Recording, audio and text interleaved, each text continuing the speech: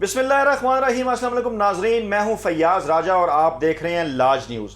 ناظرین، شریف مافیا کے سربراہ اور پاکستانی گاڈ فادر مجرم نواز شریف کی کہانی کی تیسری قسط کے ساتھ آپ کی خدمت میں حاضر ہوں۔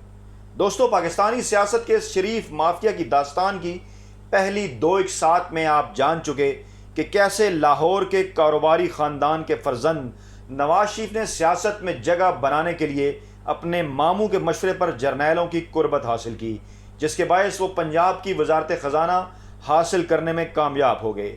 نواز شریف کے ابا جی میاں شریف مرحوم نے انہیں اگلے ہی مرحلے میں ایک اور جیم یعنی جرنلسٹوں کی قربت پانے اور انہیں سیاسی طور پر استعمال کرنے کا گر اپنانے کا مشورہ دیا۔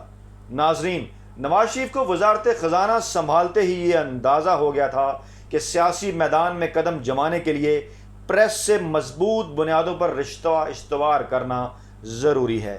اس مقصد کے لیے نواز شریف نے اپنے صحافی دوست، جی بالکل اسی صحافی دوست جس نے ان کی پہلی خبر اخبار میں چھاپی تھی، سے ایک دن کہا، آپ تو میرے دوست ہیں، میری خواہش ہے کہ آپ کی وساطت سے کچھ اور اخبار نویسوں سے بھی میری واقفیت ہو جائے۔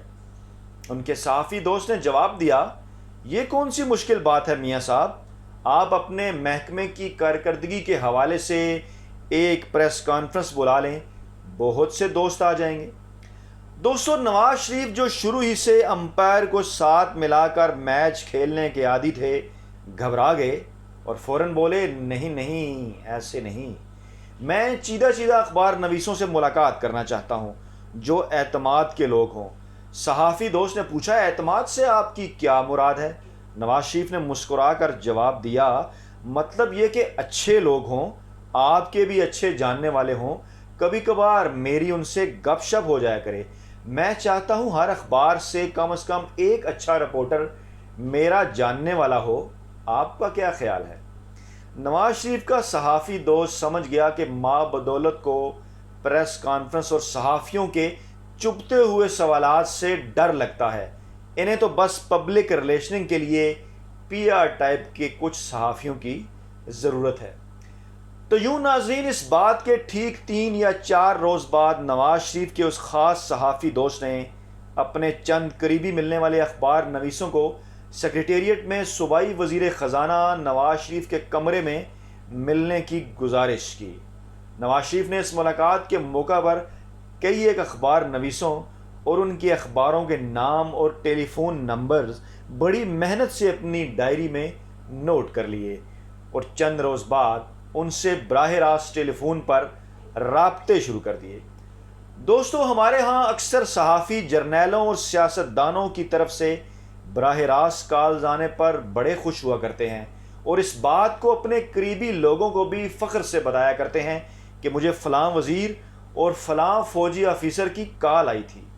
یوں تھوڑے ہی عرصے میں یہ صحافی گھوڑا گھاس سے دوستی کرے گا تو کھائے گا کیا، جی بالکل، گھوڑا گھاس سے دوستی کرے گا تو کھائے گا کیا، اس محاورے کو بھول کر نواز شریف کے تحائف اور وظائف کی محبت میں اتنے گرفتار ہو گئے۔ مطلب یوں کہ اگر آپ اقتدار کے ایوانوں میں دوستیاں پال لیں گے تو پھر ان کے خلاف خبر کیسے دیں گے؟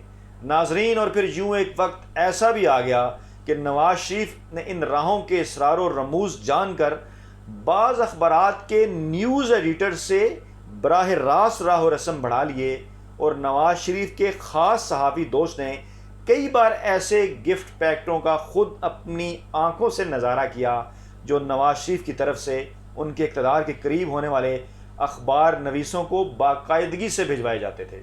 دوستو، نواز شریف اپنی سیاست کے آغاز سے لے کر اقتدار کے اختتام تک پرچیاں پڑھنے کے قائل رہے ہیں۔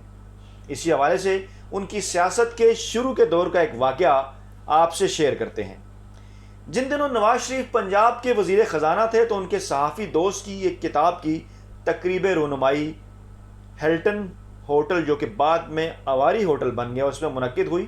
جنرل ضیاء الحق کی مجلس شورا کے چیئرمین خواجہ صفدر اس تقریب کے صدر تھے، جی بالکل وہی خواجہ صفدر جو آج کل نواز لیگ کے جو ایک اور نظریاتی رہنما ہیں خواجہ آصف، ان کے والد مرحوم تھے اور اس زمانے میں فوجی آمر جنرل ضیاء الحق کے خاصے قریب سمجھے جاتے تھے اور ان کے خاص الخاص آدمی تھے، جبکہ میاں نواز شریف اور چودھری عبدالغفور وہ دونوں اس تقریب کے مہمان خصوصی تھے۔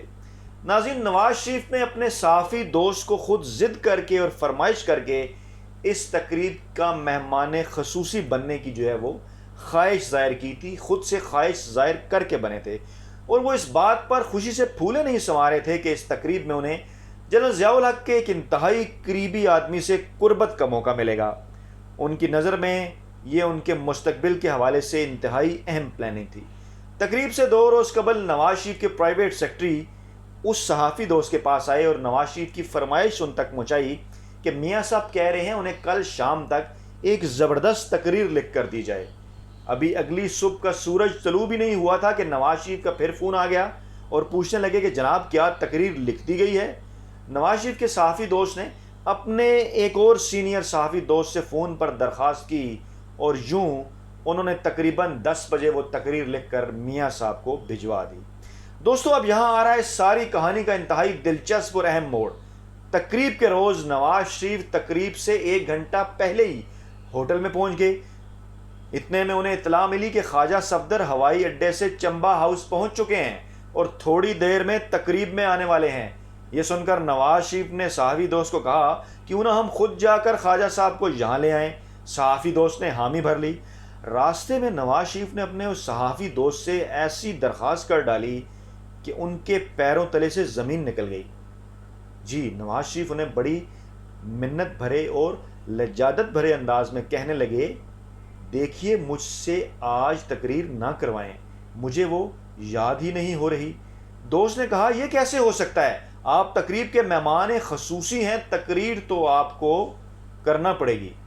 ناظرین، راستے میں اسی پر بحث ہوتی رہی اور اسی دوران چمبہ ہاؤس آ گیا۔ خواجہ صفدر کو نواز شریف نے خود دروازہ کھول کر پچھلی نشست پر بٹھایا۔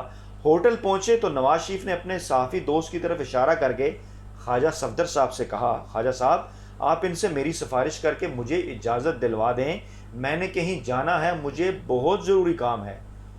خواجہ صفدر صاحب نے انکار کیا اور اجازت نہ دی تو نواز شریف باقاعدہ گڑ گڑانے لگے اور گڑ گڑا کر کہا، میری گزارش سنیے جناب، مجھے واقعی ضروری کام ہے۔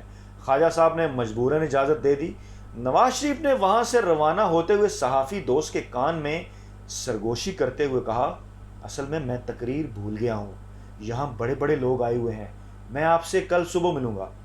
تو دوستو، یہ ہیں نواز شریف صاحب جنہوں نے پہلے خود تقریب میں کا مہمان خصوصی بننے کی فرمائش کی، پھر خود اس میں تقریر اپنی فرمائش سے لکھوائی، مگر عین موقع پر تقریر یاد نہ ہونے کے باعث کنی کترا گئے اور نواز شریف آج تک بھی لکھی ہوئی پرچیاں پڑھتے ہیں، کاش اس دن انہوں نے وہ تقریر جو ہے وہ یاد کر لی ہوتی۔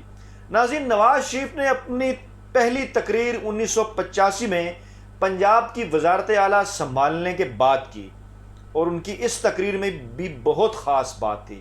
اور ناظرین، اپنی اس پہلی ہی تقریر میں نواز شریف نے اپنا ایک اور بڑا گھپلا کر ڈالا۔ وہ گھپلا کیا تھا اور نواز شریف پنجاب کی وزارت اعلیٰ تک کیا کیا حرکتیں کر کے پہنچے، اس کی تفصیلات ہم آپ کو مجرم نواز شریف کے گاڈ فادر بننے کی کہانی کی اگلی یعنی چوتھی قسط میں بتائیں گے۔ دوستو، بر وقت آگہی کے لیے لاج نیوز کو سبسکرائب کر لیجئے اور بیل آئیکن کا بٹن بھی دبا دیں تاکہ آپ کو اگلی ویڈیو کے جاری ہونے کی اطلاع مل سکے۔ اپنا بہت خیال رکھیے گا۔ اللہ حافظ۔